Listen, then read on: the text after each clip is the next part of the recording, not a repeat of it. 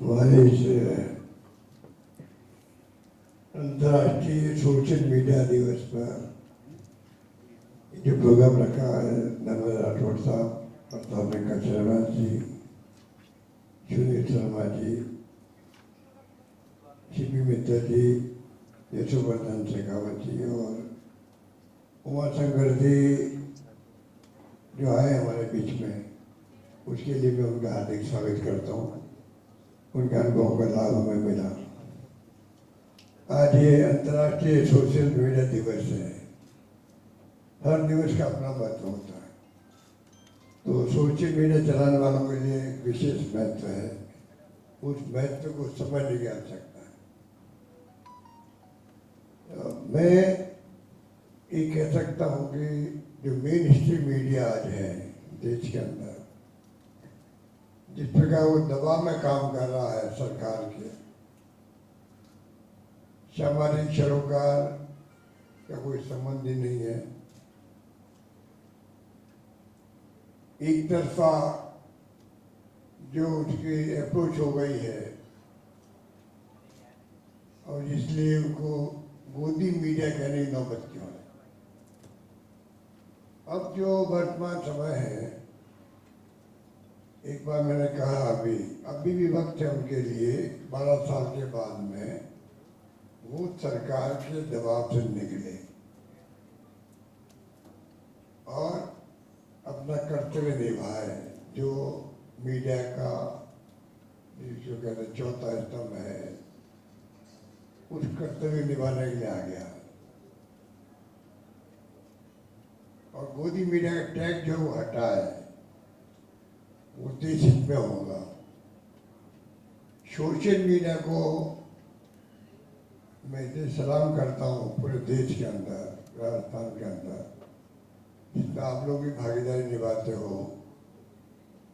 अगर कल्पना करो, जो राजीव गांधी जी का सपना था उस जमाने में, लोग समझ नहीं पाए कि राजीव गांधी चाहते क्या है। 21st सेंचुरी बात करते थे वो कहते थे कि 21st सेंचुरी में जाए तो हम लोग भी दुनिया के विकसित राष्ट्रों की तरह साइंस में, टेक्नोलॉजी के अंदर, विकास के अंदर इतने आगे बढ़ जाए कि हम कम से कम उनके बराबर आगे खड़े हो जाए। ये उनका सपना था। कंप्यूटर की बात करते थे, आईटी की बात करते, लोग समझ नहीं पाते थे। आज जब कंप्यूटर की क्रांति हुई है, मोबाइल फोन कोई सोचने नहीं था, इंटरनेट की बात कोई करता ही नहीं था, अब तो एआई भी आ गया है। तो ये तमाम बातें आपसे जुड़ी हुई है सोशल मीडिया से। और मेरा मानना है कि अगर आज की तारीख मतलब अभी का नहीं, जब से सोशल मीडिया का शुरुआत हुई है, अगर सोशल मीडिया नहीं होता तो क्या होता देश के अंदर। आज सोशल मीडिया की जो भूमिका है, छोटे रूप में, बड़े रूप में, वो देश की डेमोक्रेसी को बचाने का प्रयास करने का है। देश की डेमोक्रेसी को बहुत बड़ा खतरा है जो नीतियां हैं वर्तमान सरकार की। सारी देश पे जुडिशरी या इलेक्शन कमीशन सही एजेंसी जो है, इनकम टैक्स, ईडी, सीबीआई, सब पे जो कब्जा हुआ है, बचा क्या है देश के अंदर। कोई मुद्दा उठाए पत्रकार तो जेल में जाओ, एक्टिविस्ट कोई अपने इलाके की बात कर दे, सरकारी आलोचना कर दे, एफआईआर दर्ज हो जाती है, जेसी में भेज देते हैं। ये खेल खतरनाक चल रहा देश के अंदर। कितने पत्रकार, साहित्यकार, एक्टिविस्ट जेल में होंगे, किसी को नहीं मालूम है। पूरे मुल्क के, मुल्क बहुत बड़ा मुल्क होता है। उन हालातों में जो भूमिका सोशल मीडिया की है, वो मैं समझता हूँ कि बहुत ही शानदार तो ही है।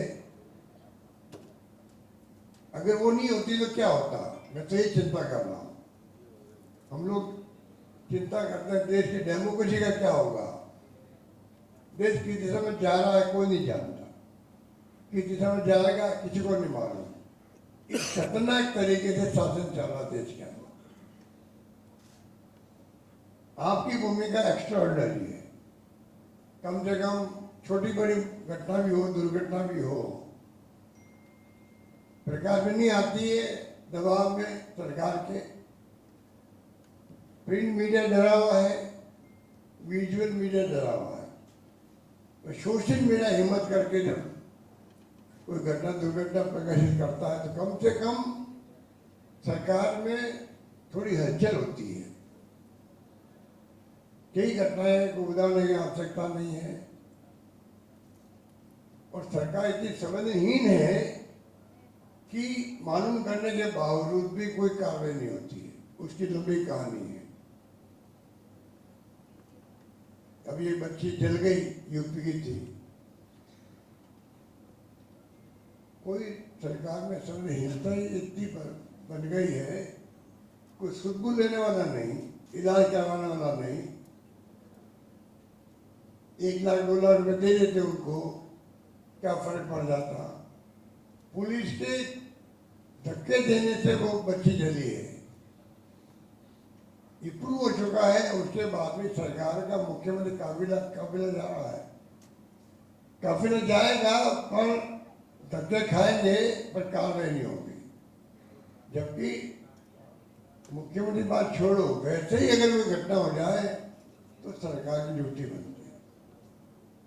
इसलिए मैं बराबर सुनता रहता हूँ सोशल मीडिया को। पूरे देश के अंदर जो आज आवाज उठ खड़ी हुई है सोशल मीडिया के माध्यम से, तो चैनल बन गए हैं, राजस्थान के भी चैनल बने हैं, इन्फ्लुएंसर के रूप में आप काम कर रहे हैं। अपनी हैसियत जो है आपकी, उससे बढ़ के आप करने का प्रयास कर रहे हैं। ये एक शुभ संकेत है, ये शुभ संकेत है। और मैं उम्मीद करता हूँ कि आप भी हिम्मत नहीं हारेंगे, आगे बढ़ेंगे। क्योंकि ये बात जो आपने कही है, रेवेन्यू की बात भी कही आपने, सही बात है। पॉलिसी की बात भी आपने करी। पॉलिसी भी बनते बनते हमें भी समझ लग गया, क्योंकि हमने हिंदुस्तान में कई पॉलिसी बनी हुई नहीं थी पहले, राज्यों के अंदर भी, केंद्र में भी पॉलिसी नहीं थी। फिर बनाने का प्रयास किया, पॉलिसी बनाई, आगे नहीं मिल पाई, सरकार बदल गई। पर अगर मान लीजिए प्रिंट मीडिया की पॉलिसी या नियम कायदे बने हुए हैं, विजुअल के बने हुए हैं, तो आपके बन सकते हैं, बने हैं। नियम कायदे बना के आगे बात बढ़ानी चाहिए। हमने तो चाहे प्रिंट मीडिया क्यों नहीं हो, साप्ताहिक क्यों नहीं हो, पाक्षिक क्यों नहीं हो, हमने उनकी इमदाद करने की कोशिश करी। पत्रकारों को हमने बिना मांगे पेंशन दे दी, लैपटॉप दे दिए, प्लॉट दे दिए। तो भाई ये एक चौथा स्तंभ क्यों कहलाता है? और अभी आपके यहाँ लिखा हुआ था 5वां स्तंभ। 5वें स्तंभ की जब आपको उपमा मिली है तो इसको भी आपको समझना चाहिए। क्योंकि देखिए कल क्या होगा वो भी देखना पड़ेगा। व्हाट्सएप ग्रुप में मान लिया, व्हाट्सएप का सुनते हो सकता है उस पर कोई आज तो फ्री है, कल फ्री नहीं भी रहे। यूट्यूब फ्री है, कल क्या हो पता नहीं। तो आपको अपने तरीके से जिस रूप में आपकी भूमिका है वो मैं समझता हूँ बहुत बड़ी देश हित में मानता हूँ। मैं देश हित में जो डिस्कशन होते हैं बहुत खुल के होते हैं, जम के आलोचना भी होती है। या कोई पार्टी नेता हो, कोई कमी बेशी रखते हो, उसमें सोशल मीडिया के जो एक्टिविस्ट है, और मैं समझता हूँ कि मैं तो सब कुछ जानता भी नहीं हूँ, पर कुछ लोग आते हैं, शीतल सिंह है, शरण गर्ग हैं, आशुतोष हैं, कुछ मिस्टर चौहान है, डॉक्टर मुकेश जी हैं, और भी कई लोग हैं, सबके मैं नाम भी नहीं जानता। सुनते हैं, देखते हैं, तो लगता है कि ये लोग जो भूमिका अदा कर रहे हैं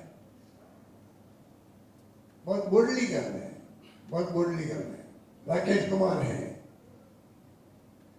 कई लोग स्टडी करते हैं, रिसर्च करते हैं, उसके बाद में आते हैं सोशल मीडिया के। रवीश कुमार का नाम तो देखा आपने, बहुत बड़े रूप में उन्होंने भूमिका अदा करी थी।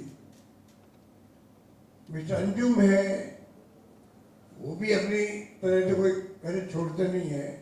कितने लोग होंगे जो मतलब इस प्रकार की भूमिका अदा कर रहे हैं। आपसे मैं अपील करना चाहूंगा, आप में से ही लगातार अपने सीमित साधनों से आप काम कर रहे हैं। आपकी क्रेडिबिलिटी इतनी हाई होनी चाहिए। पूरा खेल जिंदगी का क्रेडिबिलिटी पे निर्भर करता है। अगर आपकी स्टॉक अच्छी है, आप क्रेडिबिलिटी से काम करते हैं, समाज आपको रिकॉग्नाइज करता है, तो फिर साथ में कमी भी नहीं आती है। सरकार की जिम्मेदारी बनती है आगे बढ़ करके कैसे आपको सहयोग करें। वो तो बहुत कम लोग होंगे जिनको भी यूट्यूब में माध्यम से कुछ पैसा मिलता होगा या कोई सोशल मीडिया प्लेटफॉर्म से पैसा मिलता होगा। ऐसे लोग बहुत कम होंगे। पर जो भूमिका आपकी रही है, जिसका मेरे पूर्व वक्तों ने भी आपको इशारा किया, इतना शास्त्र हो, सोशल मीडिया का उपयोग किया हम लोगों ने भी,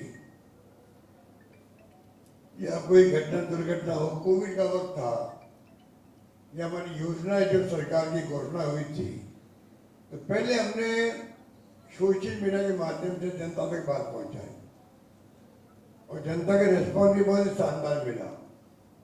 इसलिए मैं कहना चाहूँगा कि जो हालात बन गए हैं उसमें आप लोग कैसे और आगे बढ़ कर के इसमें मोदी जी थे, पहला चुनाव जीते मोदी जी, उसमें सोशल मीडिया का बहुत बड़ा योगदान था। सपना देखा राजीव गांधी ने, फायदा उठाया मोदी जी ने, और पहली बार सोशल मीडिया के उनके पास में कमी नहीं थी, आज भी कमी नहीं है। और डेमोक्रेसी का खतरा मैं बार बार कहता हूँ, इसलिए भी कहता हूँ कि वो जिस प्रकार खेल खेल रहे हैं सरकारों को गिराने का कारण, वो ट्रेडिंग कर रहे हैं। कितनी सरकारें गिरा दी उन्होंने, मध्य प्रदेश, महाराष्ट्र, कर्नाटक, राजस्थान सरकार बच गई आप सबकी दुआओं से, ये भी चली जाती थी। जिस प्रकार का माहौल बनाया गया था ना, तो कमी नहीं रखी उसमें। अब और स्टार्टिंग हो रही है। 80 एमएलए में 60 एमएलए जा रहे हैं टीएमसी के, 28 एमपी से 20 एमपी टूट रहे हैं। नामवादी पार्टी को ज्वाइन करवा रहे टेक्निकली, अपनी संख्या बढ़ाने के लिए, पार्लियामेंट के अंदर बिल पास करने के लिए। बिल बड़ा खतरनाक बिल है वो, परिसीमन का अधिकार लेने का भी 2011 के सेंसर के उपयोग करके वो चाहते हैं कि परिसीमन हो जाए। जो मंशा पूरी नहीं हुई पिछले लोकसभा के अंदर, अभी बिल पास नहीं हुआ, उसको बिल पास कैसे करें। आज में 6 एमपी तोड़ दिए शिवसेना के, आप पार्टी के एमपी तोड़ दिए 5-6। अब सोचे हो क्या रहा देश के अंदर। अभी मेरे मुंह से निकल गया, जैसे घोड़े गधे बिकते हैं, घोड़े गधे या भैंस या बकरी, उन ढंगे बिक रहे हमारे चुने हुए प्रतिनिधित्व के देश की डेमोक्रेसी बचेगी कैसे। और खरीदार कौन है, धन की कोई कमी नहीं है, कोई कमी नहीं है। 50 करोड़ 35 करोड़ पता नहीं क्या क्या हो रहा है। और ये बातें कोई सोल्यूशन नहीं है, हकीकत के अंदर सही है। अगर ये स्थिति रहेगी और हम चिंतित नहीं रहेंगे, आवाज बुलंद नहीं करेंगे, नई पीढ़ी आगे नहीं आएगी। मैंने कहा कि राजनीति में आना चाहिए नई पीढ़ी को, छात्रों को, नौजवानों को, विचारधारा सबने सब पार्टियों की। उसके बाद उनके ऊपर एक कौन सी पार्टी ज्वाइन करे। राजनीति में नहीं आएंगे वो अगर देश को समझेंगे नहीं क्या हो रहा देश के अंदर, तो आने वाला कल जो है इतिहास उनको माफ भी नहीं करेगा। इतिहास इनको माफ नहीं करेगा, आपके मेन स्ट्रीम मीडिया को।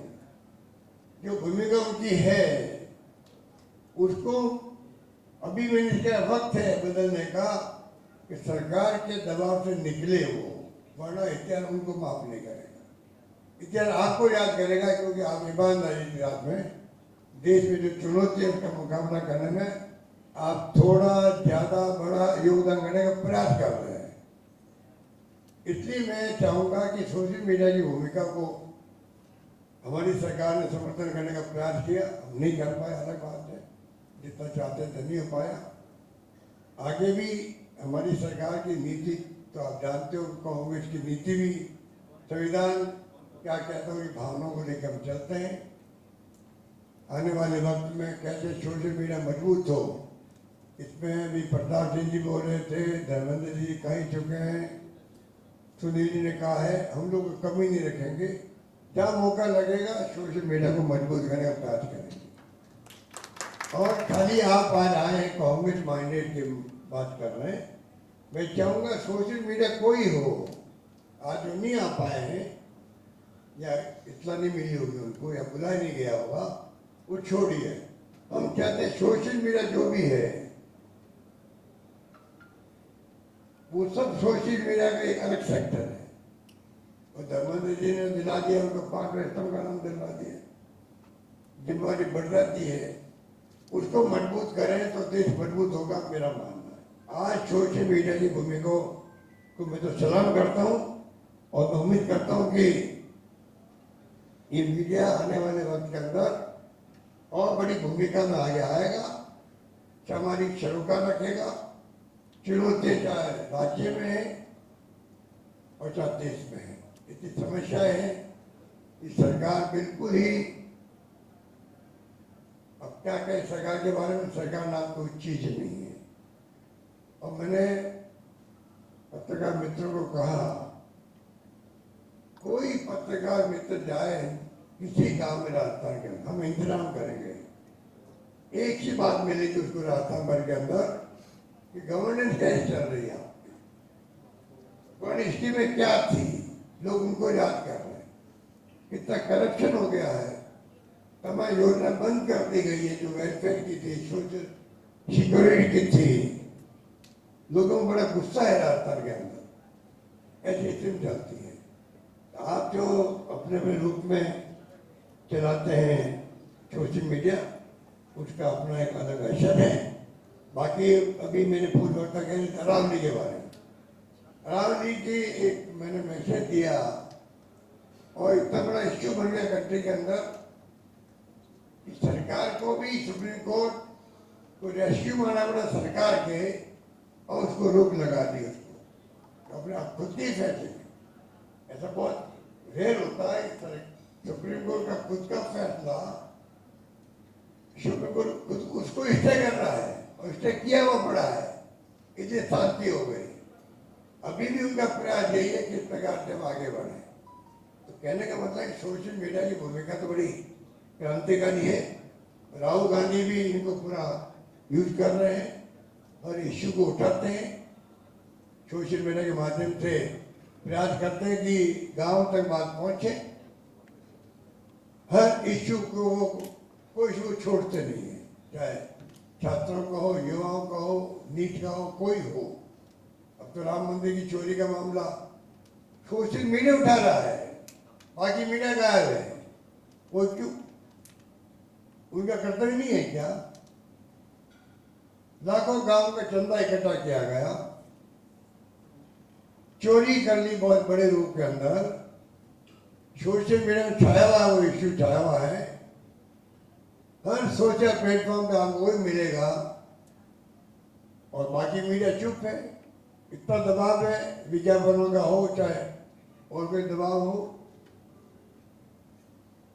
स्थिति बहुत नाजुक है। इसलिए मैं लंबी बात नहीं कहता हुआ इतना ही कहना चाहूँगा कि जो हालात है उसमें आप लोग आए हो यहाँ पर, आप सबका स्वागत है।